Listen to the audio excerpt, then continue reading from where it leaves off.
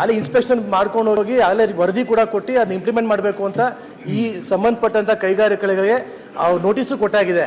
ಈಗ ಅರಣ್ಯ ಇಲಾಖೆಯವ್ರದ್ದು ಏನ್ ಪಾತ್ರ ಅಂತ ನಂಗೆ ಅರ್ಥ ಆಗ್ತಿಲ್ಲ. ಆಕ್ಚುಲಿ ಈಗ ಪೊಲ್ಯೂಷನ್ ಬೋರ್ಡ್ ಸಂಬಂಧಪಟ್ಟಿದಂತೆ ಈಗ ನಂಗೆ ಅದೊಂದು ಸ್ಪಷ್ಟನೆ ಗೊತ್ತಾಗ್ತಾ ಇಲ್ಲ. ಈಗ ಡ್ರಿಂಕಿಂಗ್ ವಾಟರ್ ಬಗ್ಗೆ ಮಾತಾಡೋದಾದ್ರೆ ಈ ರೀತಿ ಇದೆ. ಅದು ಬೋರ್ವೆಲ್ ಅಲ್ಲಿ ಬರ್ತಿರೋ ನೀರು ಏನು ಈ ಕೈಗಾರಿಕೆಗಳಿಂದ ಇನ್ಫ್ಲೂಯೆನ್ಸ್ ಬರ್ತಾ ಇದೆ ಆ ಹೊಸಕೆರೆಗೆ, ಆ ಹೊಸಕೆರೆಯಿಂದ ಇನ್ನರ್ ವಾಟರ್ ಟೇಬಲ್ಗೆ ಹೋಗಿ ಅಲ್ಲಿಂದ ಬೋರ್ವೆಲ್ ಈ ರೀತಿಯಾದಂಥ ಸುಮಾರು 2,500-3,000 ಜನ ಶ್ರೀರಾಮನಗರ ಆಗ್ಬೋದು, ದೇವಮ್ಮ ಬಡಾವಣೆ ಆಗ್ಬೋದು, ಅಲ್ಲಿ ಸಂಬಂಧಪಟ್ಟಂತ ಎಲ್ಲ ರೆಸಿಡೆಂಟ್ಸ್ ಆಗ್ಬೋದು, ಎಲ್ಲರೂ ಸೇರಿ ಜಿಲ್ಲಾಧಿಕಾರಿಗಳಿಗೆ ಹಾಗೂ ಸಂಬಂಧಪಟ್ಟಂತ ಮಧ್ಯಮ ಹಾಗೂ ಕೈಗಾರಿಕಾ ಸಚಿವರಿಗೂ ಕೂಡ ಇಲಾಖೆಗಳಿಗೂ ಕೂಡ ವರದಿ ಕೊಟ್ಟಿದ್ದಾರೆ, ಅರ್ಜಿ ಕೊಟ್ಟಿದ್ದಾರೆ. ಆದರೆ ಈವರೆಗೂ ಯಾವುದೇ ರೀತಿಯ ಕ್ರಮ ತಗೊಂಡಿಲ್ಲ.